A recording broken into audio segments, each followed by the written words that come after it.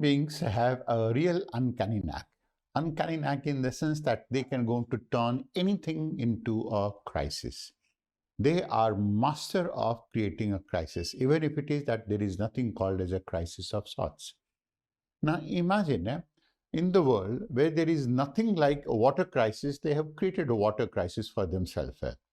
There is nothing like any environmental crisis, they have created environmental crisis. And if these things are not going to be enough, they have always been associated with another crisis, that is energy crisis. And this energy crisis is created not because of anything else, but only because of one reason. That is an insatiable demand and desire for energy.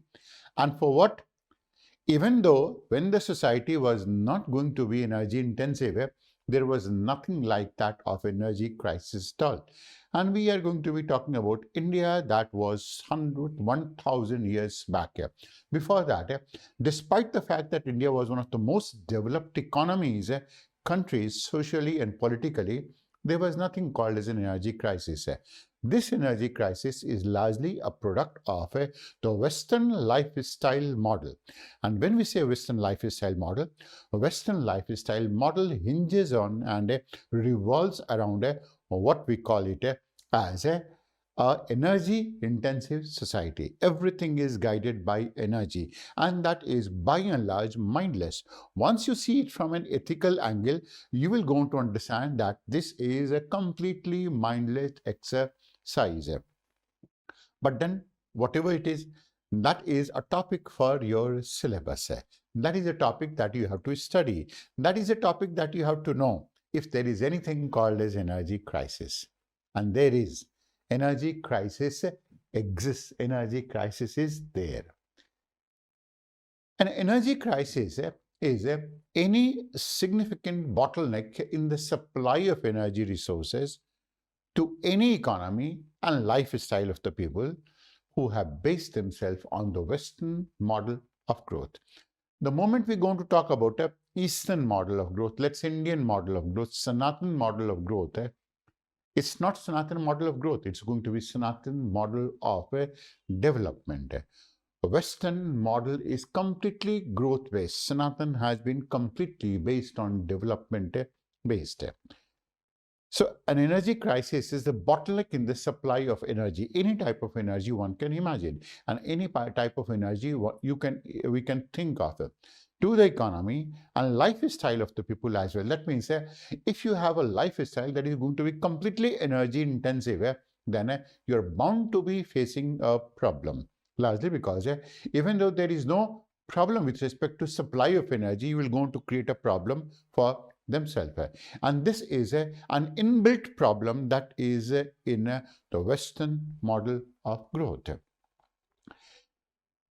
So energy crisis refers to one of the energy sources used at a certain time and place.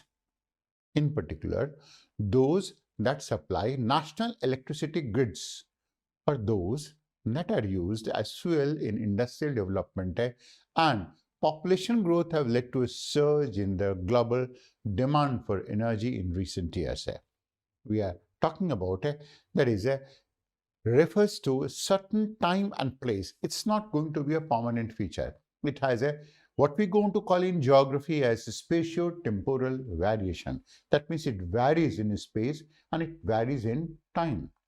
So in particularly, that is if you have a low supply to the national electricity grid, that is going to be causing energy crisis. And if you are using a certain type of fuel in industrial development and also certain type of fuel in population growth, and both of them happen to be very, very large, despite the fact that there is no energy crisis, you will go on to create a crisis. But we are assuming it that there is an energy crisis. And this energy crisis takes many forms. It takes many forms, and what all that you are going to be understanding as part of this discussion is what are the forms of it, what have been the phases of different type of energy crisis. That's the second one. The third has been what are the causes of it, and then what have been the historical overtones of it, and the last part is always going to be associated with if there are some possible solutions to it. And if there are going to be some possible solutions, then that is going to be for the modern world, that is for a sustainable society. So having talked about what exactly is an energy crisis, you move on to talk about what are the forms energy crisis goes on to take. Energy crisis essentially takes two forms. One of them is going to be shortage of fuel for transportation. That is, if you are using a certain type of fuel for the purpose of fueling transport revolution or transportation, that is vehicles, say petroleum vehicles, electric vehicles, or any one of them, that is the biggest single cause of crisis as far as energy supply is concerned. And why is it so? This is largely because in order to fuel the transport revolution, this crisis has got itself created. So that is one. Second is shortage of electricity for industrial and transportation purpose, both of them. That is, one is fuel, this can be petroleum. Another is shortage of electricity for industrial and transportation purpose, electricity in particular. Now, you can generate electricity because of coal, through coal-fired plants, you generate it through hydropower plants, and through variety of other forms as well in this case. These are the two forms that it goes on to take. The energy shortage that has taken place so far, that means we are going to be talking about this modern world. It has been because of different reasons. So, different shortages have been in different periods and for different reasons. And we are going to be talking about it. For example, gasoline shortage. The gasoline shortage of World War II was brought about by the resurgence of the horse and wagon delivery. That means horse and wagon delivery was to be delivered, and there was a resurgence in that. That was where gasoline, that is not exactly petroleum, but then that was one form of it which was used in this form. Most of this energy crisis have been recently because of localized shortages. And when you're talking about localized shortages, these localized shortages can be region specific, that can be country specific. So these localized shortages are and wars and market manipulation have been mostly significant in this case. And if there is a war, for example, if there was a war, and there was a war that is between Taliban and that of Northern Alliance, then the Northern Alliance was blocked of its energy requirements. Despite the fact that in Afghanistan there was nothing called as an energy problem, a problem was created. And market manipulation asked the OIC countries, Organization of Islamic Conference countries, who keep on manipulating the market, and why only them? Even North American government keeps on doing it so. So it is going to be caused by them. Government actions are going to be associated with many things like tax hikes. So a tax hike means that is you increase the fuel prices. Nationalization of energy companies so that you use the energy resources in a manner that you go on to desire, not exactly that is going to be dominated by the market mechanism in this case. And of course, regulation of the energy sector, shift in the supply and demand of energy away from its economic equilibrium. That is, the moment government decides to shift it away. For example, a good amount of a shift in India has taken place of diesel and other things because of the supply of energy, and that is irrational in towards sometimes farmers, towards sometimes agriculture sector, because they were the one who had their vote bank. And this is why how exactly it was done by the Andhra Pradesh government sometime back. The one Andhra Pradesh Chief Minister who lost his life in an accident, and we are going to be talking about YSR Reddy. He was the one who was largely responsible for diverting all this electricity towards the rural areas, and that created a good amount of a crisis in the urban areas in this case. Now, that was a government policy in this case. Now, governments can go on to do it so, and they do it so essentially because of the fact that they want a mandate from the people. They want to manipulate the market. They want to usurp some of these actions in this case. So, crisis can also going to develop because of industrial actions like union organized strikes and government embargoes as well. Now, when we're going to talk about government embargoes, that means the government itself goes into block a lot of things.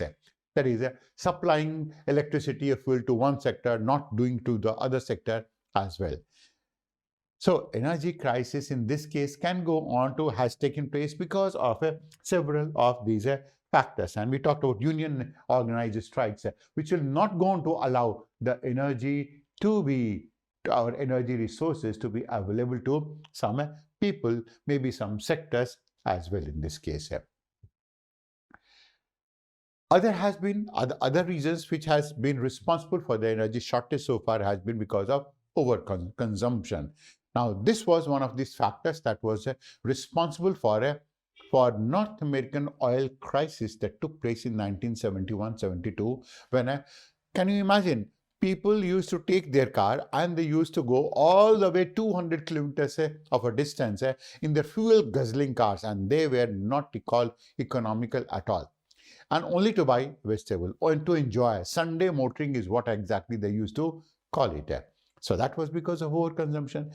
Aging infrastructure, that is, if the infrastructure is going to be aging, and when it is going to be aging, that means that the technology is not up to the market to an extent that it will be able to take care of it, and that the consumption of energy, maybe because the fleet is going to be very old, maybe because of the fact that there are obsolete technology that uses lot of oil, lot of fuel as well. For example, pick up the case of the aeroplanes that used to be manufactured by Boeing some time back, like Boeing 727, like Boeing 707. Now, these were the one, and even Boeing 737 as well. In 1972, 73, 4, they were real fuel guzzlers of sort. They were aging infrastructures. Now, the revolution was brought by Airbus, which inserted and introduced a lot of economical aircrafts. It is also because of choke point disruptions. Now, choke point disruption basically goes on to mean we are talking about these areas. These are choke points. Aden Sea is a choke point. Gulf Strait of Hormuz is a choke point. Malacca Strait is a choke point. And if anything goes wrong in this place, in choke points, of course, the whole of the world will go on to feel the heat in this case. Now, we are also going to be talking about, that is, bottlenecks at oil refineries. One oil refinery, Abadan, sometime just last year, that is 2020, Abadan was struck by a drone, and the whole of this region in Iranian port place, there the refinery capacity decreased drastically, and because of a drastic decrease in the refining capacity, the whole of the world started feeling that problem, except the Americans. And of course, it was the handiwork of the Americans to strike it. Some of these port facilities and restrict fuel supply as well. Port facility, that means if something goes wrong, let's say in Jamnagar, then of course it is going to be affecting India's energy supply, and it will be creating a problem despite the fact that there is no problem of sorts. Moreover, an emergency may exist because of cold winters due to increased consumption of energy. This is particularly going to be true in some of those countries, like that of Finland, Sweden, Norway, even Texas. In 2021, early part of it, that is in somewhere in February, the temperature plummeted, and because of the demand of the energy in this case, there was a complete power shortage, not for one, not for two, not for three, almost for a complete week of sorts. People were in a real problem in these areas. Some of the problems have taken place because of the pipeline failures as well, pipeline leakages that can go to take place. In this case, it can be because of attacks, terrorism, and other accidents that may go on to cause some amount of minor disruption. Now, we have taken example of some of these type of attacks in this case, and that has been the Iranian drone attack on Abadan. Not that the Iranian attacked themselves, but that has been one of these factors. Other has been choking of the Suez Canal by a freighter, it was this year itself. That is, the whole of this region was choked. And because there was a freight, there was a ship, big ship, that was moving in the Suez Canal, and that tilted itself, completely blocking the traffic. The oil prices in the whole of the region increased. So, as you can go on to say, that is, in the Middle East, crisis could possibly emerge after infrastructure damage from severe and also from severe weather that took place in Texas. Attacks by terrorists or militia on important infrastructure are a possible problem for energy consumers, and some of these regions are going to be prone to it. For example, a Middle East facility, if that is going to be attacked by any type of a terrorist motives, then that is going to be causing global shortages as well. There can be some political events that can go on to lead to such type of a crisis. So political events, for example, when the government changes due to regime change, government changes because of a change in the regime, that is ideology, collapse of the monarchy in this place, military occupation and coup. So whenever there is a coup or any of these unnatural events, that is what we're going to call it, that is a regime change, a monarchic collapse, a military occupation, coup, that will go on to definitely disrupt oil and gas production and create shortages. Why? Because then the priority of this so-called government happens to be different. Sometimes they also want to arm twist the people as well in this case, and that is what we are talking about: monarchic collapse, military occupation, all of them. Moreover, fuel shortages can also be due to the excess and useless use of the fuel. That is one of those factors which was responsible largely for the oil crisis that took place and that affected North America in 1971-72. North America at that point of a time was at such type of a cusp that its cars used to be real fuel guzzlers of such. They used to use a lot of fuel, and people go on to go for long distances essentially to enjoy their Sunday. That was called a Sunday motoring. And then you will recall it, of course it's not in the topic, you will recall it, then the form of entertainment in United States changed, Saturday Night Fever. So Saturday night went on to become one of the forms of enjoying it. And then it was, thank God it's Friday, TGIF. That is how it was. So it was in such type of a form. Then other causes have been overconsumption and Western thinking, that is a based economy model with an energy-intensive society. There have been a part of it. So far we have talked about what have been the factors which have been responsible for energy crisis, which have been there, which were already there. Now when we are going to pick up a contemporary causes, the present causes, then that is going to be a different ball game altogether. And one of them is overconsumption. That is overconsumption largely because we live in an energy-intensive society. And when we say that we are living in an energy-intensive society, then almost everything, right from construction of the house, to the heating of the house, to the cooling of the house, to the kitchen work, to the household work, to everything is driven by energy, not by human beings. And that is what is meant by energy-intensive society. And such type of societies are never ever sustainable at all. So this energy crisis is a result of many different strains on the natural resources, and that is not one. So there is a strain on fossil fuels such as oil, gas, and coal due to overconsumption. That is because of the energy-intensive nature of the society. Second has been overpopulation. A steady increase in the world's population and its demands for fuel and products have created such a problem, despite the fact that energy resources are enough for the whole of the world. No matter what type of food or products you choose to use, from fair trade to organic, all of these are made from petroleum products in a sweatshop. And not one of them is made or transported without a significant drain on energy resources. Now, when everything is going to be driven by energy, if people going to wish to eat some of those things that are made in North America, then it has to be transported. Now, the wish itself is wrong, largely because you cannot go on to have a cake and eat it too. That is, this is the saying, and that basically means that you have to think that is whatever that you are doing is going to be causing such type of energy crisis, and that is why it has been created as well. The third has been poor infrastructure. Aging infrastructure of power generating equipments have been one. Most of these power generating equipments who are aging, that they use a lot of energy rather than they are not in an energy saving mode. They use it. And most of the energy producing firms keep on using outdated equipment that restricts the production of energy. You take an example of the jute mills of India. A good number of jute mills in India, they are still using similar type of machines that was in 1870s and so on. And since they were using similar type of machines, what had happened and what has happened right now is they are using the same thing, and they are real energy intensive machines of sorts. Fourth is unexplored ideas on energy decentralization. Now, renewable energy remains unused in most of the countries.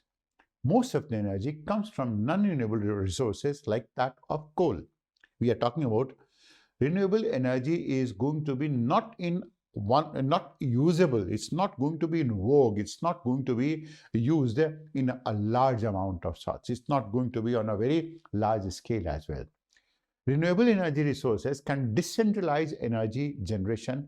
Why? Because you can imagine coal is solar power will be available in one place, wind power in another place, then wave power in another place, OTEC will be in another place, that is ocean thermal energy conversion in another place. So if you're going to take example of India, then for wind power, Gujarat will be significant. For solar power, Gujarat will also be significant along with Tamil Nadu. Wave energy will be mostly for in Kerala and some portions of Karnataka. It may be in a Tamil Nadu as well. When you're going to pick up biomass energy, it is going to be significant in some portions of West Bengal. Maybe that when you're going to start talking about OTEC, ocean thermal energy conversion, then that is going to be only in the southern oceans of Indian Ocean. This is where it is. So when you start using all of these type of energy resources, then of course, energy generation gets decentralizing itself. And in renewable energy resources, which can decentralize energy generation, helps curb transmission and distribution loss. It also reduces our dependence on fossil fuels, and it also helps to reduce greenhouse gas emissions as well. So, unexplored ideas on energy decentralization is always going to be a reason for that in the contemporary world. Then the fifth is a delay in commissioning of the power plants. That is, maybe that the government has decided that they will go on to provide energy resources by building power plants. But then there is a delay. For example, in few countries, there is a significant delay in the commissioning of new power plants, which can go on to fill the gap between demand and supply of energy. Of course, the result is that old plants come under huge stress and to meet the daily demand for power. And when the supply doesn't match demand, it results in load shedding and breakdown as well in this case. There is a sixth factor as well, that is a wastage of energy. And when we're going to talk about wastage of energy, then a good number of countries, good number of regions, and good number of people, good number of governments don't actually know how exactly to use energy and how exactly that they can go to save it. So wastage is going to be something like a natural corollary to it. Poor distribution system, like transmission and distribution loss. Now imagine, some time back, we used to be transporting our electricity in a form of alternating current. Of course, it used to be only some time back, and that there used to be a region of a surplus generation. There used to be a region of deficient generation as well in both of these places. It's only now that the whole of the distribution system has been governed by a supercomputer, and also there is conversion of alternating current into a direct current. So there were two factors that were largely responsible for a very poor distribution system. One was the transfer of a power from one state to another state at a very low voltage. That is one. And the second one, it was in the form of alternating current. Now both of these same things have changed. So there is frequent tripping and breakdown because of a poor transportation system, because there is a huge amount of a strain. Maybe that it's like Bihar requires a huge amount of energy and West Bengal has been not giving it that much. So ultimately, Bihar will go to trip down in this case. And a lot of things have been already done. But now the distribution system is going to be very vulnerable to any type of a cyber attack. And that goes on to bring us on to major accidents in this case and natural calamities. Accidents can go on to be, well, we can go to talk about accidents like that, volcanic activity, floods, earthquakes, tropical cyclones. If there is a tropical cyclone, it can go on to wipe out the power distribution easily. Of course, volcanoes, India, we are not going to be understanding that part. Earthquakes can snap the supplies, snap the power grids as well in this case. And now you must also go on to consider cyber attacks. All of these cyber attacks are going to be significant because it is through cyber attack that what China has done is at least on 3 occasions that has incapacitated India almost completely in this case. So much so that it was almost akin to that of an accident. Then wars and attacks have been there in this case. When we're going to talk about wars and attacks, then of course they have hampered the supply of energy, especially if it happens in Middle Eastern country like Saudi Arabia, because that is going to be a major supplier of energy in this case. So Saudi Arabia, if anything goes wrong with Saudi Arabia, of course the supply is going to be getting affected. Iraq as well, Iran as well, of course Kuwait, UAE or Qatar, any of these countries where there is going to be a problem in a war, related to war or any type of an attack, the whole of the world will go on to get affected. And this is what happened in 1990 Gulf War, when the prices of oil reached its peak, causing global shortages and created a major problem. In 1990, what happened was Iraq captured Kuwait, and then as it captured Kuwait, it burned good number of oil fields of Kuwait, whatever may have been the geopolitical implications. Then the Americans made their base in Kuwait, in Iraq, and these Americans started thrashing the Iraqis wrong or right, but then it was one of those type of global warfares that took place, which plunged the whole of the world into an energy crisis, and the bill, that is the oil import bills for India, increased to such a tremendous extent in this case. Then the 10th of this contemporary cause can go on to be said with miscellaneous factors. Now miscellaneous factors can go on to be associated with tax hikes, strikes, military coup, political events, severe hot summers and cold winters, and all of them can go on to cause a sudden increase in the demand for energy and can go on to choke supply. We are talking about tax hikes, strikes, military coup, all of these miscellaneous factors. And a strike by trade unions in oil producing firms can also go on to cause such type of a crisis. So there have been certain type of crises that have been taking place, and at present there have been many reasons why exactly that an energy crisis can go on to take place. But when you go to take energy crisis through the ages, that means all the way beginning from its inception and the concept of energy crisis, you will understand it even better.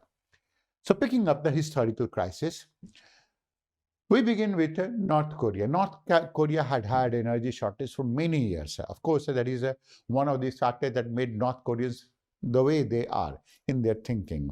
Very constricted and very bitter as well for the whole of the world. Zimbabwe has experienced a shortage of energy supplies for many years due to financial mismanagement. And you will imagine that it was this financial mismanagement, that's for your information, a good number of people from India, particularly Indian Revenue Service officers, have been there in have been there in Zimbabwe, and in Zimbabwe's economy is going to be completely run on that basis as well. So that was initially. In 20th century, we're going to find many such type of oil crises taking place here. So 1970s crisis have been caused by the peaking of oil production in major industrial countries here. That is oil production and demand as well. So in 1970, two things coincided. The first was a peaking of the demand of oil from Germany, from United States, from Canada, etc. And at the same time, there was embargo from other countries as well. Embargo means that is some of these countries prevented it. We are going to be talking about embargo from other producers, and that was an embargo that was by the OPEC countries. And that is what we're going to be calling it by the name of 1973 oil crisis. 1973 oil crisis was by organization of Arabian petroleum exporting countries. So 1973 oil crisis was caused by OPEC. So what OPEC did was that it was called by major oil producing countries who wanted to arm twist the whole of the world, particularly United States in this case. And also in response to Western support of Israel during the Yom Kippur War as well. So the Western countries were supporting Israel. So they said that why not we going to exercise this part? So they started arm twisting the whole of the world in this case. In 1973, what happened was, that is within a span of only 2 years of time, the oil prices jumped not double, not triple, 32 times. 32 times. That means the price of oil through the whole of the world increased to such an extent, and then the world took note of the geopolitical implication of the Middle Eastern countries, though, that is Southwest Asia in this case. In 1979, an oil crisis was caused by the Iranian Revolution. So what happened during Iranian Revolution was that is United States and Iran used to be very, very close at that point of a time. Now, in 1979, there was an upsurge in Iran, and that the whole of the region was overtaken by the Islamic mullahs.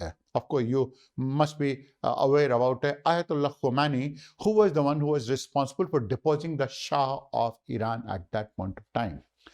Now, Shah of Iran wanted to convert, he wanted to take Iran towards a state where it is going to be at par with most of the Western countries in terms of its development and other things. So, the Muslims of this region were not supportive of it. Of course, they were aided by Soviet Union at that point of a time. And Soviet Union was the one that was responsible for causing such type of a mullah upsurge in the whole of the region. And the Iranian Muslims woke up in arms, led by Ayatollah Khomeini, and they blocked everything, export of oil and whatnot. The whole of the world, whichever countries were dependent on Iranian oil, they felt the heat of it. 1990 oil price shock was caused by the Gulf War. We have talked about it. That is, in 1990, one of these most important factor that was responsible for it was the Iraqis captured Kuwait and they set the oil fields on fire. So Kuwait was not able to export. Iraq was thwarted by the United States, and not only United States, the entire of the Western countries, they landed themselves in the Gulf region and they started beating Iraq mercilessly. So Iraqian oil, which was the soul and blood and heart of Indian oil imports, that completely stopped. And of course, that raised the bill of oil of India to such an extent that it put the Indian economy under super heavy strain at that point of a time. There have been other aspects as well. For example, in the 2000s, you're going to find that there were a lot of fuel protests in the United Kingdom, and that was caused by the rise in the crude oil combined with relatively high taxation on road fuel in the United Kingdom. So that was another crisis. There was another crisis in 2003. In 2003, where the price rise was caused by global increases in petroleum demand coupled with with a production stagnation. The falling value of the US dollar, of course, the falling value of US dollar meant that even if I had dollar, there was no way that I could have bought it as well. And there were a myriad of secondary causes as well at the same time. So in 2000, that was one of those crises. In 2001 and 2, there was a problem in California as well. So Californian electricity crisis was caused by a market manipulation by Enron. Enron was one of those power companies. Of course, it doesn't going to exist. It was willing to establish a power plant in India as well. So Californian electricity crisis was caused by the market manipulation by Enron and failed deregulation. And of course, it led to multiple large-scale power outages. Since then, Enron has gone on to become bankrupt. So India had been contributed to it, and of course, the Western countries have also been contributed to it. So 2001, Californian electricity crisis was caused because of Enron and its deregulation as well. Pick up other of these crises, that was one in 2000 and to 2008. Between this period, there had been North American natural gas crisis. 2004 was an energy crisis in Argentina that took place. And 2005 and 8, China experienced severe energy shortages. Now, this is something that is unimaginable, that Chinese can also going to face a problem, but China experienced severe energy shortage towards the end of 2005 and again in 2008. Now, during the latter crisis, what happened was China suffered several severe damages to power networks along with diesel and coal shortages as well. Both of them. Supplies of electricity in Guangdong province, which was the manufacturing hub of China, was predicted to fall short of an estimated 10 gigawatts. And of course, that was a major debacle of sorts. By 2011, China was forecasted to have a second quarter of electrical power deficit to the tune of almost 45 gigawatts. So that was a small type of a shortage and a localized shortage in terms of time. In 2007, there were political riots here. And these political riots were occurring during 2007 Burmese anti-government protests, which were sparked by rising energy prices. Now, this was the same thing that was sought to be done by the Western countries in India as well. First, of course, India had a lot of stakes in oil bond, and because it has a lot of stake in oil bond, therefore, despite the fact that the oil may be cheaper in the world market, still the prices will keep on continuing. That was because of this pact. And the Western countries had planned to change the perception of the people, aided by Twitter, Facebook, and all of these companies as well, so that there was going to be a mass upsurge in India. Of course, that plan failed to a large extent and failed miserably as well. Then you pick up 2008. 2008 energy crisis took place in Central Asia. Now, in 2008, the energy crisis that was in Central Asia, that was caused by abnormally cold temperature and low water levels in an area that was dependent on hydropower. So, if the water level in the hydropower plants came down, then they were not able to generate so much amount of electricity. At the same time, the temperatures dipped. The temperatures came low down, real low down. Two factors combined, and there was, of course, a huge amount of a crisis at that point of a time. Then there was some problem in South Africa as well in this case, and we are going to be talking about South Africa was a prolonged crisis. At the same time, the South African president was appeasing fears of prolonged electricity in that region. And not to talk of Pakistan, 2008, the president of Pakistan announced plans to tackle energy shortage that were reaching crisis stage. And of course, they were having significant hydrocarbon reserves. But then Pakistan's behavior is, it cannot be predicted and nothing can be drawn close to it as well. We're going to imagine that is in April 2010, the Pakistani government announced a national energy policy which extended the official weekend and banned neon lights in response to a growing electricity shortage. So shopkeepers were not allowed to use it because, of course, they use a lot of electricity in this case. In 2008, of course, there was the South African crisis, and 2012 was the United Kingdom fuel crisis. 2015 was notable, that was Nepal, and India was a party to it. So Nepal experienced a major energy crisis in 2015 when India imposed an economic blockade of Nepal. Nepal faced shortages of various kinds of petroleum products and food products, and that severely affected it. What happened was there were elections going on in India, and India, unmindful of the Nepalese sentiments during elections, they blocked their boundary, and nothing was going to go towards Nepalese side. So Nepal experienced a major shortage of oil at that point of a time. And of course, we're going to be calling it as an economic blockade. It was not an economic blockade, but then it amounted to something like an economic blockade in this case. 2007 was the Gaza electricity crisis.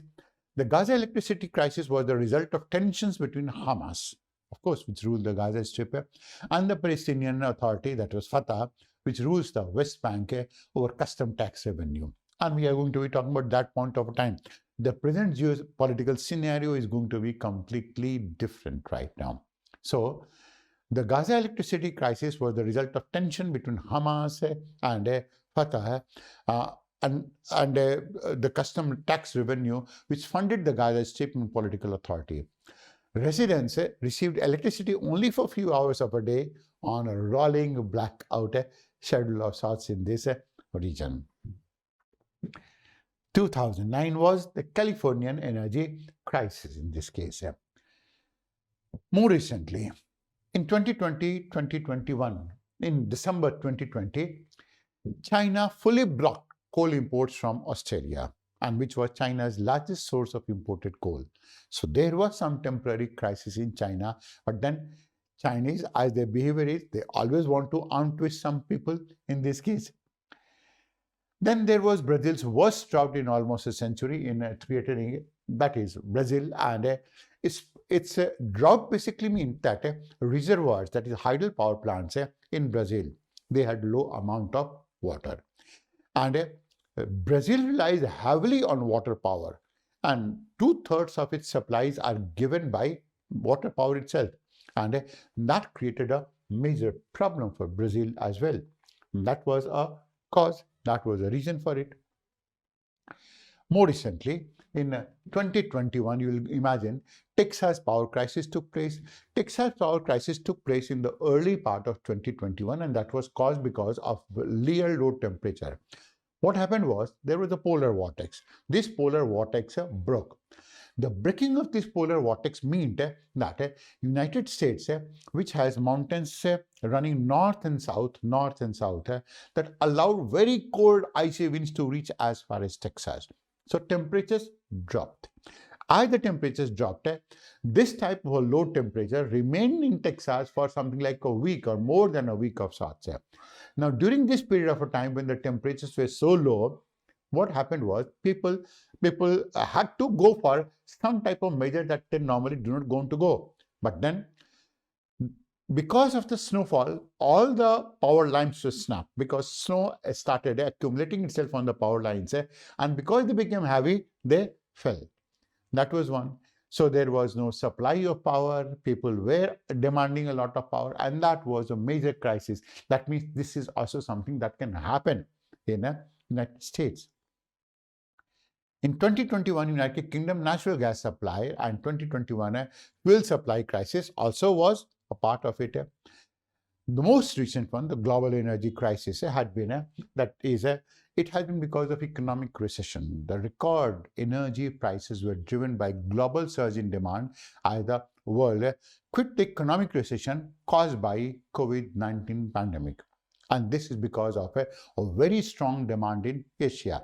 All of a sudden, people started realizing that is they have to come out, and when they came out, there was a temporary aspect which was governed by these factors. That was going to be one aspect in this case. So this has been a historical aspect associated with it.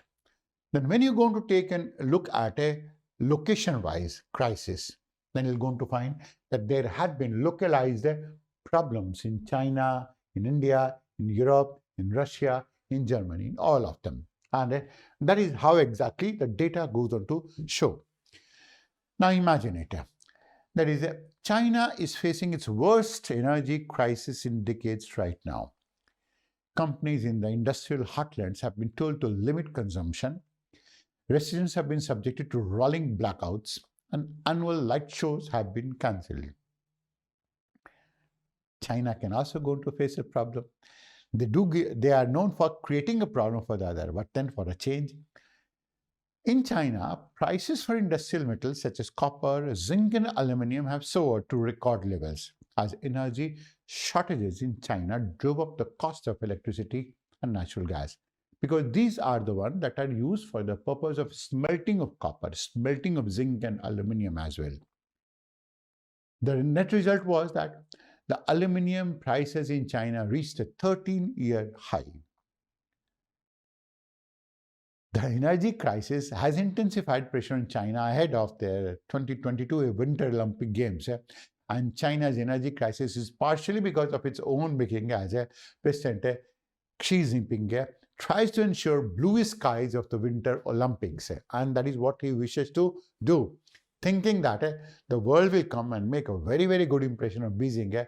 Beijing's sky are, for your information, not at all blue. And we are going to be talking about this February, 22 February, if this happens. In India has been a different story altogether. India was on the verge of energy crisis as the country's coal stockpiles and power plants were dangerously low. This crisis was averted as stockpiles began to increase due to ramp up in the coal production. But then that means that was averted. Europe was a different case altogether. Now, due to a combination of all the unfavorable conditions, which involves soaring demand for natural gas, diminished supply from the United States, Norway and Russia to the European markets, and less power generation by renewable energy sources like wind, like solar energy, like water energy, and a cold winter has left European gas reservoirs almost depleted. Europe faced steep increases in gas prices in 2021. Russia has fully supplied on long-term contracts, but has not supplied extra gas on the spot market. In October 2021, the Economist Intelligence Unit reported that Russia had limited extra gas export capacity because of its own high domestic demands, with production near its peak. And then Russian President Vladimir Putin authorized the state-controlled energy giant Gazprom to start pumping extra natural gas into European gas storage sites once Russia finishes filling its own gas inventories. Of course, this is something that has happened as well, but then this was going to be a reason for that. Then Göringen gas fields when we're going to be talking about Germany and Netherlands, then Göringen gas fields in Netherlands, which is Europe's largest natural gas field, that will go on to stop production by mid-2022. Extraction quickly will become problematic in recent years as a series of tremors had started shaking the gas production site, and they have been damaged also. The buildings have been damaged, the gas fields have been damaged, and that is going to be causing some amount of a problem in the coming years. Moreover, some have blamed the European Union emissions trading system, that is called as EU ETS, and closure of nuclear power plants that were distributing energy during this crisis. You will imagine the Merkel government in Germany has also decided to phase out both nuclear power and coal plants. Its decision to phase out such type of a coal and nuclear power energy, of course, is a testimony to the fact that there is something that is going to be brewing, and that energy crisis is going to be around the corner. Coming to United States, the US exports of liquefied natural gas to China and other Asian countries surged in 2021. Asian buyers were willing to pay higher prices for European imports, but then that was of no avail. In late 2021, that is, we are going to be talking about somewhere November and December of 2021, European energy prices continued to increase, while an unprecedented energy crunch, particularly for natural gas, weighed heavily on the economic growth indicators of this region. Liquefied natural gas were lighter for the liquefied natural gas were very, very tight for the entire of 2021. Russians have been accused to tout the necessity of the Nord Stream 2, but some energy analysts do see that energy shortage in Europe is self-inflicted and blame the European Union sanctions of Russian entities among other countries. This largely because had European Union not taken a panga with Soviet Union, the problem wouldn't have been there at all.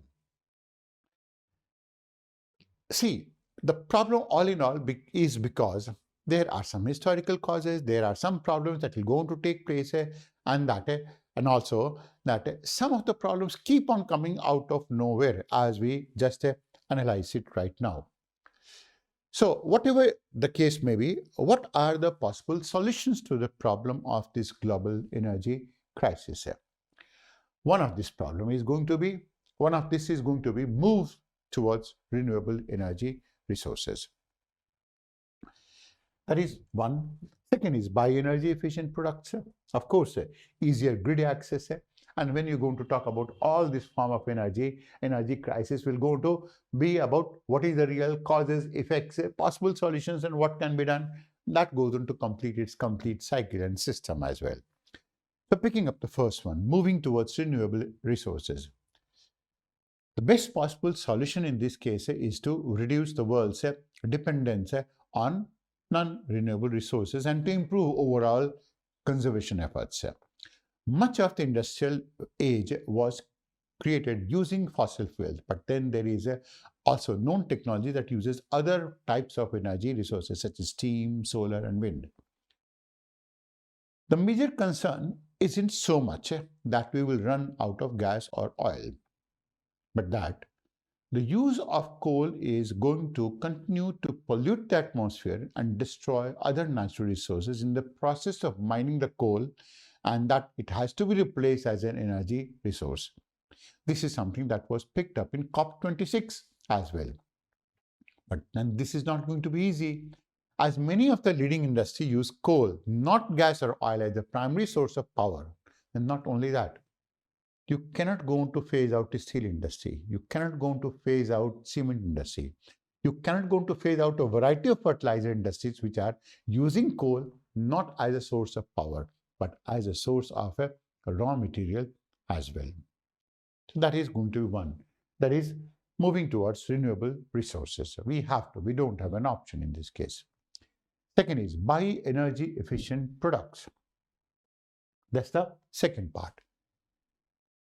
Replace traditional bulbs with CFLs and LEDs. They use fewer watts of electricity and last longer also.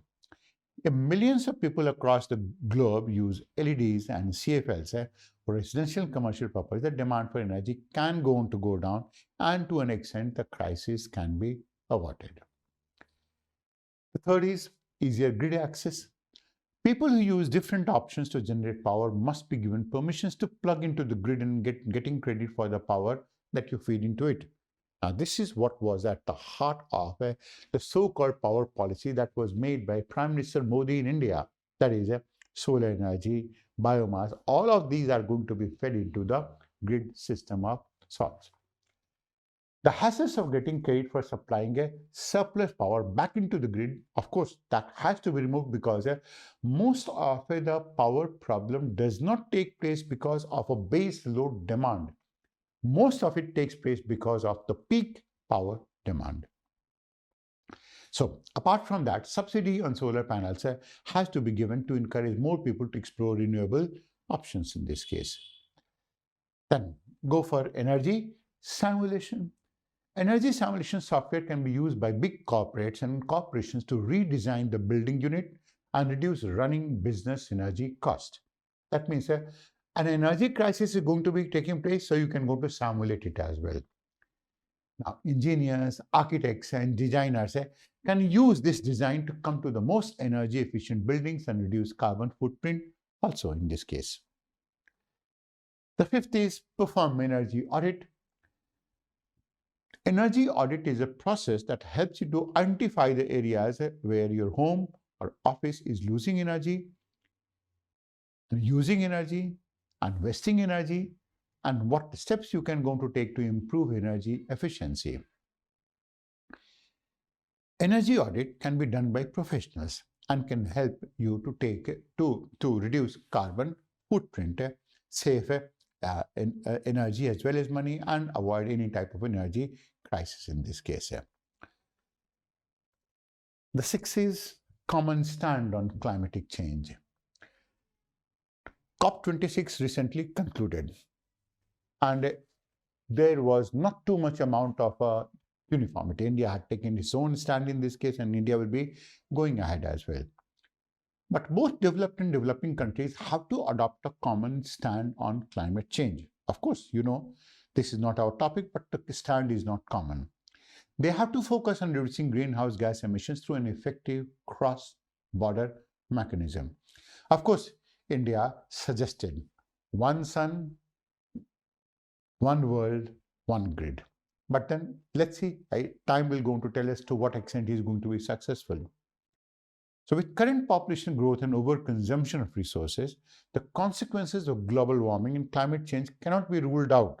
That is how it is.